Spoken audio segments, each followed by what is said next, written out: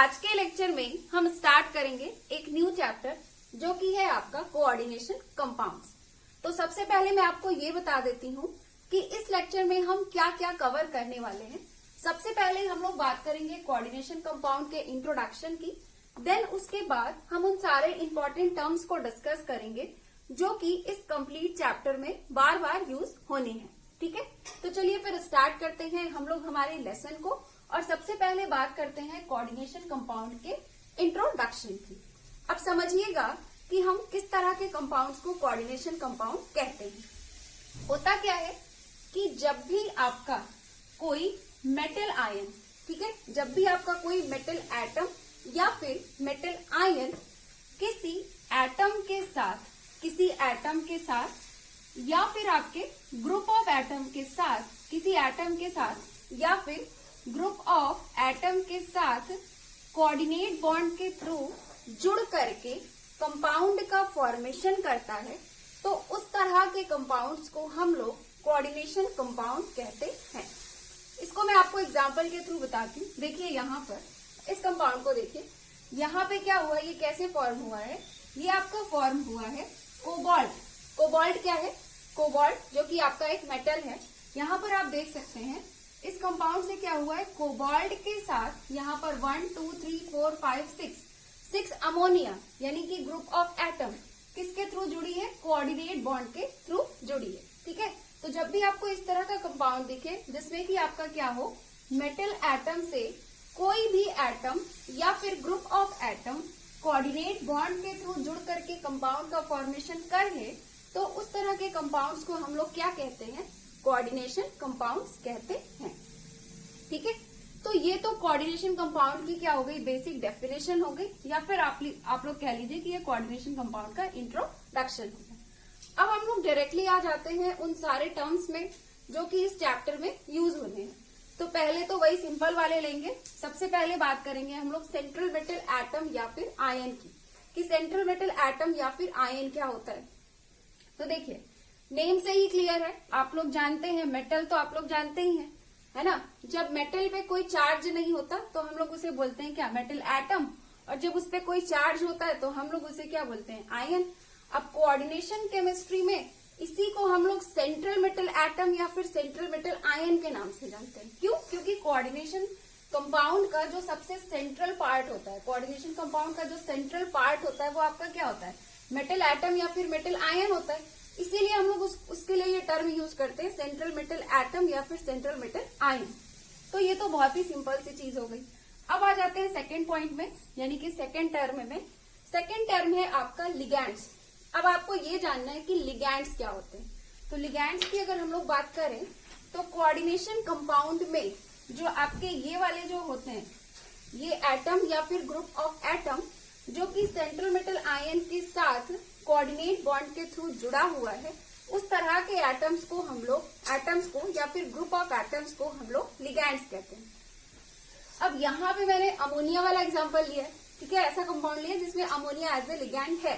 बहुत सारे होते हैं, आपका फ्लोरीन है, क्लोरीन है, मतलब कि ये सब आयनिक फॉर्म में, जैसे fluoride, chloride, bromide, iodide, CN-, ठीक है, अमोनिया, कार्बोनिल, ये सब क्या है, ये सारे क्या है, एटम्स है ना। और ये सब क्या है, ग्रुप ऑफ एटम्स है। ये सब क्या है, इनमें एबिलिटी होती है सेंट्रल मेटल आयन के साथ कोऑर्डिनेट बॉन्ड की जुड़ने की।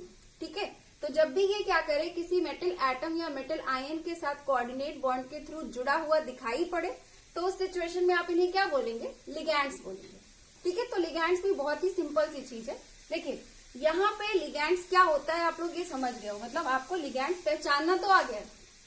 अब हमें लिगैंड्स पे एक कंप्लीट डिस्क्रिप्शन भी देखना है कि लिगैंड कितने टाइप्स के होते हैं और इनकी क्या क्या इंपॉर्टेंस है और किस लिगैंड पे कौन सा चार्ज होता है। तो इन सारी चीजों को मैं आपको बताऊंगी, लिगैंड्स पे एक सेपरेट वीडियो बनाऊंगी, तो वहां पे मैं आपको इसका कंप्लीट डिस्क्रिप्शन दूंगी। फिलहाल यहाँ के लिए आप बस इतना जानते रहिए कि लिगैंड क्या होते हैं। ठीक है, चलिए अब आ जाते हैं हम लोग नेक्स्ट टर्म में। तो नेक्स्ट टर्म है आपका कॉम्प्लेक्स आयन या फिर कोऑर्डिनेशन एंटिटी। कॉम्प्लेक्स आयन जिसे हम लोग कोऑर्डिनेशन एंटिटी भी कहते हैं। तो इस टर्म को समझिए, इसका क्या मतलब होता है। कॉम्प्लेक्स आयन या कोऑर्डिनेशन एंटिटी को हमें डिफाइन करना होता है तो हम बोलते हैं कि this is the combination of the central metal ion and ligands. ठीक है, ये जो आपको दिखाई पड़ रहा है, ये जो आपको पूरा दिखाई पड़ रहा है, यही आपका क्या है, कॉम्प्लेक्स आयन या फिर कोऑर्डिनेशन एंटिटी है। ठीक है, इसका क्या मतलब है, देखिए ये क्या है, ये आपका क्या है, सेंट्रल मेटल आयन और लिगैंड का कॉम्बिनेशन है। ठीक है, कुछ नहीं, जब भी आपको क्या दिखे, जब भी आपको ऐसा दिखे कि आपका सेंट्रल मेटल आयन से लिगैंड कोऑर्डिनेट बॉन्ड के थ्रू जुड़ा हुआ है, तो जब भी आपको ये कॉम्बिनेशन दिखाई पड़े, जब भी आपको ये कंपाउंड दिखाई पड़े, तो आप इसे बोलिए कि ये क्या है, कॉम्प्लेक्स आयन है। तो ये तीसरा बेसिक टर्म हो गया। तो ये तीनों तो बहुत ही सिंपल है, इंट्रोडक्शन से ही पता चल चुके थे। चलिए अब आ जाते हैं फोर्थ टर्म में। फोर्थ टर्म है आपका coordination sphere and ionic sphere. Coordination sphere और आयनिक स्फीयर क्या होता है, तो कोऑर्डिनेशन स्फीयर और आयनिक स्फीयर ये कोई बहुत बड़ी चीज नहीं है। कॉम्प्लेक्स आयन आप लोग जानते ही है कि कॉम्प्लेक्स आयन क्या होता है। तो अब अगर आप लोग कॉम्प्लेक्स आयन जानते हैं तो आपके लिए कोऑर्डिनेशन स्फीयर बताना भी बड़ी चीज नहीं है। समझिएगा, देखिए कॉम्प्लेक्स आयन ये आपका है, ठीक है, ये आपका क्या है, कंप्लीट कॉम्प्लेक्स आयन, यानी कि ये जो कि आपका मेटल एटम और लिगैंड का जो कॉम्बिनेशन है वो आपका क्या है, कॉम्प्लेक्स आयन है। तो अब समझिएगा, अगर ऐसा हो कि ये जो आपका ये वाला पार्ट है, जो आपका ये वाला जो कंप्लीट पार्ट है, मेटल एटम और लिगैंड का जो कंप्लीट पार्ट है, इसे अगर हमें फॉर्मुलाइज करना होता है, मतलब फॉर्मूले के फॉर्म में लिखता है, ये तो क्या ये स्ट्रक्चर है, अगर हमें इसे फॉर्मुलाइज करना होता है तो हम लोग करते क्या है कि मेटल और एटम और लिगैंड का ये जो कॉम्बिनेशन होता है, इसे हम लोग एक बड़े ब्रैकेट के अंदर दिखाते हैं। ठीक है, एक बड़े ब्रैकेट के अंदर दिखाते हैं और ब्रैकेट के इस एरिया पर, यहाँ पर साइड पे उस चार्ज को लगा देते हैं जो भी इस पे हो। ठीक है, यहाँ पे चार्ज लगा देते हैं। तो इसको जब हम लोग फॉर्मुलाइज करते हैं तो कुछ इस तरह से लिखते हैं। तो इसी स्फीयर को ही हम लोग बोलते हैं कोऑर्डिनेशन स्फीयर। कोऑर्डिनेशन स्फीयर हम लोग इस स्फीयर को क्यों बोलते हैं, क्योंकि ये हमारे किसको दिखा रहा है, कॉम्प्लेक्स आयन को दिखा रहा है। ये हमारे सेंट्रल मेटल आयन और लिगैंड के कॉम्बिनेशन को दिखा रहा है। ठीक है, अब देखिए ये तो आपका हो गया कोऑर्डिनेशन स्फीयर। ठीक है, अब आप समझिए कि आयनिक स्फीयर क्या होता है। अगर हम लोग आयनिक स्फीयर की बात करें तो होता क्या है कि जो कोऑर्डिनेशन स्फीयर पे जो भी चार्ज हो, जो भी यहाँ पे चार्ज लगा होता है, उस चार्ज को काउंटर बैलेंस करने के लिए, उस चार्ज को, जैसे यहाँ पे क्या लगा था, यहाँ पे आपका 3+ लगा था ना, तो अगर इस चार्ज को काउंटर बैलेंस करने के लिए हम चाहे तो किसी दूसरे एनायन को भी इसकी जगह पर लिख सकते हैं। अगर हम यहाँ पर 3+ की जगह Cl3 लिख दें तो क्या 3+ चार्ज बैलेंस हो जाएगा, बिल्कुल बैलेंस हो जाएगा। ब्रेक करके चेक करिए, देखिए यहाँ पे आप चाहिए तो इसे ऐसे लिखिए और आप चाहिए तो इसे आप ऐसे लिख सकते हैं, CuNH3 का होल 6। अगर ये ब्रेक होगा तो किस पे हो जाएगा, 3+ + 3Cl-। ओके, तो इस चीज को समझिएगा कि ये क्या है, ये आपका जो ये वाला हिस्सा है, जो ये जो बड़ा ब्रैकेट है, जो कि आपके सेंट्रल मेटल आयन और लिगैंड के कॉम्बिनेशन को दिखा रहा है with their charge on the sphere, वो आपका क्या हो गया, वो आपका हो गया कोऑर्डिनेशन स्फीयर। और कोऑर्डिनेशन स्फीयर पे जो भी चार्ज लगा होता है, उस चार्ज को काउंटर बैलेंस करने के लिए जो अलग से मॉलिक्यूल दिखाई पड़ता है या जो अलग से आयन दिखाई पड़ता है, उसे हम लोग बोलते हैं आयनिक स्फीयर। ठीक है, तो ये आपका क्या हो गया, ये आपका कोऑर्डिनेशन स्फीयर हो गया। ये वाला स्फीयर आपका क्या हो गया, ये वाला स्फीयर हो गया आपका कोऑर्डिनेशन स्फीयर। और इस कोऑर्डिनेशन स्फीयर में लगे चार्ज को काउंटर बैलेंस करने के लिए जो भी आप आयन या मॉलिक्यूल दिखाएंगे, वो आपका क्या हो जाएगा, आयनिक स्फीयर। अब देखिए मॉलिक्यूल या आयन में क्यों बोल रही हूँ, जब आपने इस फॉर्म में दिखाया था तो ये एज ए मॉलिक्यूल दिख रहा था, लेकिन अगर आप इसको ब्रेक करके देखें तो ये एक्चुअल में क्या होता है, ये एक्चुअल में वो आयन होता है जो इस पर लगे चार्ज को काउंटर बैलेंस करता है। ठीक है, तो अभी आप लोगों को समझ में आ गया होगा कि कोऑर्डिनेशन स्फीयर क्या होता है और आयनिक स्फीयर क्या होता है। बहुत ही सिंपल सी चीज है। ठीक है, चलिए अब आ जाते हैं नेक्स्ट टर्म की तरफ। नेक्स्ट टर्म है आपका केटायनिक एनायनिक या फिर न्यूट्रल कॉम्प्लेक्सेस या फिर cationic anionic and neutral coordination compounds. अब इस चीज को समझिए कि ये केटायनिक एनायनिक और न्यूट्रल कॉम्प्लेक्सेस का क्या मतलब होता है। देखिए होता क्या है कि अगर हम लोग कोऑर्डिनेशन कंपाउंड को देखें या फिर ये कह लीजिए कि उनके हम लोग कॉम्प्लेक्स आयन को देखें या उनके फॉर्मूले को देखें, तो हमें 3 तरह के देखने को मिलते हैं। ठीक है, 3 तरह के देखने को मिलते हैं। पहले मैं इसको फॉर्मुलाइज कर दे रही हूँ, इस वाले एग्जाम्पल को। चलिए अब आगे बात करते हैं। हाँ, हमें क्या समझना है? हमें समझना है कि केटायनिक, एनायनिक एंड न्यूट्रल कॉम्प्लेक्सेस क्या होते हैं या फिर cationic, anionic, neutral coordination compounds क्या होते हैं, समझिएगा। ऐसा कोऑर्डिनेशन कंपाउंड जिस पर कि क्या हो, स्फीयर पर पॉजिटिव चार्ज लगा हो, उस तरह के कोऑर्डिनेशन कंपाउंड को आप लोग बोलते हैं केटायनिक कोऑर्डिनेशन कंपाउंड या फिर केटायनिक कॉम्प्लेक्स आयन। ठीक है, और जिस पर यहाँ पे क्या लगाओ, स्फीयर पे क्या लगाओ, नेगेटिव चार्ज लगाओ, तो उसे आप लोग क्या बोलेंगे, एनायनिक कॉम्प्लेक्स आयन। और जिस पर कोई चार्ज न लगाओ, जो बिल्कुल न्यूट्रल फॉर्म में हो, इस स्फीयर पर, इस कोऑर्डिनेशन स्फीयर पर जिस पर कोई चार्ज न लगा हो, तो उस तरह के कॉम्प्लेक्स को आप लोग क्या बोलते हैं, न्यूट्रल कॉम्प्लेक्स। न्यूट्रल कॉम्प्लेक्स या फिर न्यूट्रल कोऑर्डिनेशन कंपाउंड। ठीक है, तो ये आपको ये वाला टर्म भी क्लियर हो गया। अब बात करेंगे हम लोग चार्ज नंबर की। चार्ज नंबर में हमें ये देखना है कि किसी कोऑर्डिनेशन कंपाउंड का चार्ज नंबर हम कैसे कैलकुलेट करते हैं। देखिए यहाँ पे ये जो सारे टर्म है, इसको बस आप लोग अच्छे से समझ लीजिए और ये जो भी एग्जांपल्स में बता रही हूँ उसको मेंशन कर लीजिए। यहाँ से आपको कोई डेफिनेशन लिखने को नहीं आएगी, लेकिन ये टर्म बार बार पूरे चैप्टर में यूज होंगे। ठीक है, तो इसको समझना और जानना जरूरी है, तो एग्जाम्पल्स हर चीज का मेंशन करते रहिए। चलिए अब चार्ज नंबर कैलकुलेट करना सीख लेते हैं। देखिए चार्ज नंबर कैलकुलेट करना बहुत ही इजी है। अगर आपको चार्ज नंबर कैलकुलेट करने के लिए दिया जाए तो आप बस ये चेक करिए कि स्फीयर पे क्या चार्ज लगा है। अगर स्फीयर पे जो चार्ज लगा रहेगा वही उस कोऑर्डिनेशन कंपाउंड का चार्ज नंबर होगा। जैसे यहाँ पे +3 लगा है ना, तो इस ए वाले के लिए चार्ज नंबर क्या हो जाएगा, इस ए वाले के लिए चार्ज नंबर आपका हो जाएगा +3। ठीक है, बी वाले की बात करें तो इसके लिए चार्ज नंबर क्या हो जाएगा, -4। और यहाँ पे सी वाले की बात करें तो क्या होगा, न्यूट्रल है, कोई भी चार्ज नहीं लगा है, तो ये क्या हो जाएगा, 0। एक्चुअल में चार्ज नंबर देखकर हम लोग ये पहचान सकते हैं कि जो हमारा कोऑर्डिनेशन कंपाउंड है वो किस तरह का है ना, किस तरह का है, कि केटायनिक है कि एनायनिक है कि न्यूट्रल है। चलिए वो भी बहुत सिंपल सी चीज थी, वो भी आप लोगों को समझ में आ गई होगी। अब आ जाते हैं हम लोग नेक्स्ट टर्म में। नेक्स्ट टर्म हमारा क्या है, नेक्स्ट टर्म है हमारा oxidation number or, oxidation state of metal ion. होता क्या है कि यहाँ पे ये जो आपको कोऑर्डिनेशन कंपाउंड्स दिख रहे हैं, इसमें हम लोग जो हमारा ये मेटल एटम है या फिर मेटल आयन है, इसके ऑक्सीडेशन नंबर या ऑक्सीडेशन स्टेट को भी कैलकुलेट करने के लिए आता है। अब अगर एग्जाम में इसका कैलकुलेशन करने को आता है तो आप कैसे करेंगे मैं आपको करके बताती हूँ। चलिए हम लोग ये वाला ले लेते हैं एग्जाम्पल बी ले लेते हैं। कैसे करना है देखिए, क्या करेंगे आप लोग, मान लीजिए आपसे आयरन का ऑक्सीडेशन स्टेट एग्जाम में पूछ रहा है, तो आप क्या करिए, आयरन को X मान लीजिए, आयरन को X मान लीजिए। उसके बाद यहाँ पे क्या है, Cn है। Cn जो है, Cn आपका ऐसा लिगेंड है जिसपे -1 चार्ज होता है, आपको पता है ना, Cn माइनस है ना।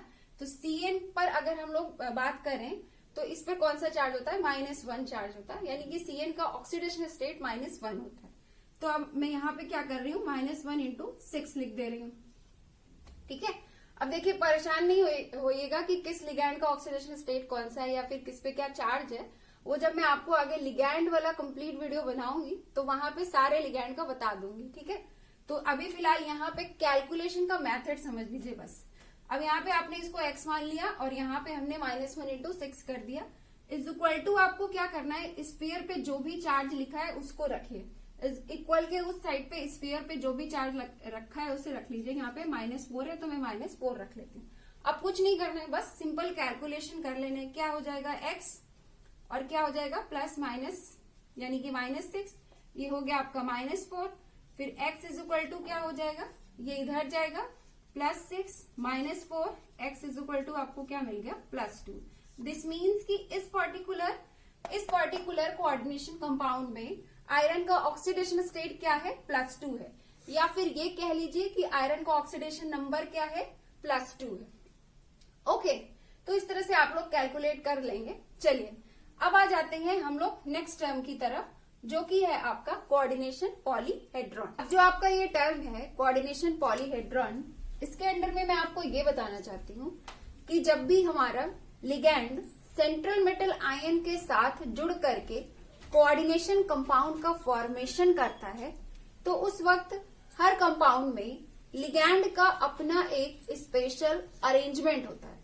हर लिगैंड का क्या होता है, अपना एक स्पेशल अरेंजमेंट होता है, और हर स्पेशल अरेंजमेंट का अपना एक स्पेसिफिक नेम होता है, या फिर ये कह लीजिए कि स्पेसिफिक शेप होता है। इस बात को एग्जांपल के थ्रू समझते हैं। देखिए यहाँ पे मैं क्या कर रही हूँ, दो आपके कोऑर्डिनेशन कंपाउंड के एग्जांपल ले रही हूँ। जहां पे क्या है, यहाँ पे आप देख सकते हो एक मेटल एटम से 4 लिगैंड जो है वो कोऑर्डिनेट बॉन्ड के थ्रू जुड़े हैं। चलिए मैं यहाँ पे कोऑर्डिनेट बॉन्ड भी शो कर देती हूँ। कोऑर्डिनेट बॉन्ड के थ्रू जुड़े हैं, ठीक है। तो अब यहाँ पे समझिएगा कि जब होता क्या है कि जब आपका सेंट्रल मेटल आयन से या सेंट्रल मेटल एटम से आपके 4 लिगैंड्स एक दूसरे से 90 डिग्री पर जुड़ जाते हैं, तो इससे जो एक शेप बनता है, एक न्यू शेप बनता है, इस तरह के शेप को हम लोग क्या बोलते हैं, स्क्वायर प्लेनर शेप बोलते हैं, ठीक है। ये सारे लिगेंड्स क्या एक दूसरे से 90 डिग्री के एंगल पर है और सेम प्लेन पर है, बल्कि मेटल है और उसी प्लेन पर, सेम प्लेन पर आपके ऑल 4 लिगेंड्स हैं, ठीक है।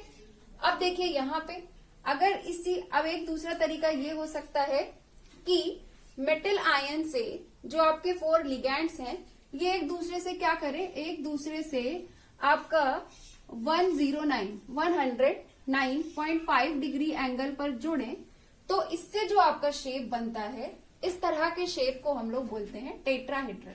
एक्चुअल में कोऑर्डिनेशन पॉलीहेड्रॉन के अंदर आपको सिर्फ ये देखना है कि लिगैंड के स्पेशल अरेंजमेंट के हिसाब से कोऑर्डिनेशन कंपाउंड का जो शेप बनकर आता है, हर शेप का अपना एक स्पेसिफिक नेम होता है। तो आपको बस शेप के नेम से जानने हैं बस कि किस तरह के शेप का क्या नेम है, ठीक है। अब जैसे यहाँ पर आप लोगों ने देखा क्या है, यहाँ पे आप लोगों ने ये देखा कि जब 4 लिगेंड्स एक दूसरे से 90 डिग्री एंगल पर हैं, तो इस तरह से जो शेप बन रहा है उसे हम लोग स्क्वायर प्लेनर शेप कहते हैं। और जब यहाँ पे क्या है, ये आपका 109.5 डिग्री एंगल्स पर सारे लिगेंड्स जुड़ करके जो शेप बना रहे हैं, इसे हम लोग टेट्राहेड्रल कहते हैं। अब आपका क्या हो कि अब आपके जब आपके सेंट्रल मेटल आयन के साथ 2 लिगेंड्स एक लीनियर फॉर्म में जुड़ते हैं, तो इस तरह से जो कोऑर्डिनेशन कंपाउंड का जो शेप आता है, इस तरह के शेप को हम लोग लीनियर शेप बोलते हैं। और जब आपका क्या होता है कि एक सेंट्रल मेटल आयन से आपके 3 लिगेंड्स कुछ इस तरह से एक दूसरे से 120 डिग्री के बॉन्ड एंगल पर जुड़ते हैं, तो इस तरह के शेप को हम लोग बोलते हैं ट्राइगोनल प्लेनर शेप। यहाँ पे अगर हम लोग बॉन्ड एंगल की बात करें, तो ये दोनों लिगैंड एक दूसरे से 180 डिग्री पर है, 180 डिग्री के बॉन्ड एंगल पर है, ठीक है। चलिए अब आ जाते हैं नेक्स्ट पे। अब आपका क्या हो कि आपके इस मेटल एटम से या मेटल आयन से 5 लिगैंड्स कुछ इस तरह से जुड़े कि 3 लिगैंड्स एक दूसरे से 120 डिग्री के बॉन्ड एंगल पर हो, और ये 2 लिगैंड्स एक दूसरे से क्या हो, एक दूसरे से 180 डिग्री के बॉन्ड एंगल पर हो। तो इस तरह के शेप को हम लोग क्या बोलते हैं, ट्राइगोनल बाई पिरामिडल शेप बोलते हैं, ठीक है। और जब आपके क्या हो 5 लिगैंड्स मेटल एटम से कुछ इस तरह से जुड़े कि 4 लिगैंड्स आपके एक ही प्लेन पर हो और एक दूसरे से कितने डिग्री के बॉन्ड एंगल पे हो, 90 डिग्री के बॉन्ड एंगल पर हो, और एक आपका लिगैंड क्या है, अबव साइड से जुड़ा है, इन चारों के सेम प्लेन पर नहीं है, मतलब कि आपका मेटल एटम है और 4 लिगैंड सेम प्लेन पे है, एक लिगैंड ऐसे ऊपर से उस पे जुड़ा हुआ है, अलग से जुड़ा हुआ है, ठीक है। बाकी इसका भी बॉन्ड एंगल इन लोगों के साथ 90 डिग्री ही रहेगा, लेकिन फर्क क्या है कि ये जो 4 लिगैंड है वो सेम प्लेन पे है, मतलब मेटल जिस प्लेन पे है उसी प्लेन पे 4 के 4 आपके लिगैंड्स है, ऐसे ऐसे 4 लिगैंड्स लगे, और एक लिगैंड जो ये वाला है जो आपका ये अलग से ऊपर से अबव साइड से लगा है। तो इस तरह से जो शेप बनता है इसे हम लोग स्क्वायर पिरामिडल शेप बोलते हैं। और जब आपका क्या हो कि मेटल एटम से आपके 6 लिगैंड्स कुछ इस तरह से जुड़े हों कि 4 लिगैंड तो आपके सेम प्लेन पे हो, मतलब मेटल एटम है, यहाँ पे आपका मेटल एटम है, 1 लिगैंड आपका यहाँ जुड़ा है, 1 लिगैंड यहाँ पे जुड़ा है, 1 लिगैंड यहाँ पे जुड़ा है, 1 लिगैंड यहाँ पे जुड़ा है, तो आपके 4 लिगैंड तो उसी प्लेन पे है जिस प्लेन पे आपका मेटल एटम है, लेकिन 5th आपका एक आपका लिगैंड ऊपर लगा हो और एक लिगैंड आपका नीचे लगा हो, मतलब एक आपका अबव द प्लेन हो और दूसरा आपका बिलो द प्लेन हो, और 4 लिगैंड आपके सेम प्लेन पे रहे, तो इस तरह से जो शेप बनता है, इस तरह के शेप को हम लोग क्या बोलते हैं, ऑक्टाहेड्रल शेप बोलते हैं। ठीक है, तो कोऑर्डिनेशन पॉलीहेड्रॉन के अंडर में आप लोगों ने सारे कोऑर्डिनेशन कंपाउंड्स के जो डिफरेंट डिफरेंट शेप्स बनते हैं, उन सारे शेप्स को समझ लिया, उनके नेम को समझ लिया। अगर हम यहाँ पे ऑक्टाहेड्रल में बॉन्ड एंगल की बात करें, तो ये चारों जो 4 लिगैंड्स है एक दूसरे से 90 डिग्री के बॉन्ड एंगल पर होते हैं। और अगर हम इसकी भी बात करें, इन दोनों के आपस में यहाँ पे भी बॉन्ड एंगल निकालें, तो जो लिगैंड यहाँ पर होगा, यहाँ पे नीचे यहाँ पे L रखा होगा और जो L यहाँ पे रखा होगा, अगर दोनों L के बीच, यहाँ वाले L के बीच और यहाँ वाले L के बीच का ऐसे बॉन्ड एंगल निकाले, तो वो भी क्या मिलेगा हमें, 90 डिग्री। ठीक है, यहाँ पे भी बॉन्ड एंगल निकाले तो क्या मिलेगा, 90 डिग्री। ठीक है, तो यहाँ पे हमारा कोऑर्डिनेशन पॉलीहेड्रॉन भी कंप्लीट हो गया। अब लास्ट क्या है, लास्ट टर्म है आपका कोऑर्डिनेशन नंबर। तो कोऑर्डिनेशन नंबर क्या होता है और कोऑर्डिनेशन नंबर को कैसे कैलकुलेट करते हैं, इसके लिए मैं आपको सेपरेट वीडियो बनाऊंगी और वहां पर इसके कई सारे एग्जांपल्स भी लगवाऊंगी, क्योंकि ये सीबीएसई के सिलेबस में स्पेसिफिकली अलग से दिया गया है, तो मैं इसको अलग से पढ़ा दूंगी, इसका डेफिनेशन भी और इससे रिलेटेड सवाल भी करवा दूंगी। ठीक है, तो यहाँ पे हमारा कोऑर्डिनेशन कंपाउंड का introduction and basic term complete हो गया है। अब हम लोग मिलेंगे नेक्स्ट लेक्चर में। Have a nice day, thank you so much.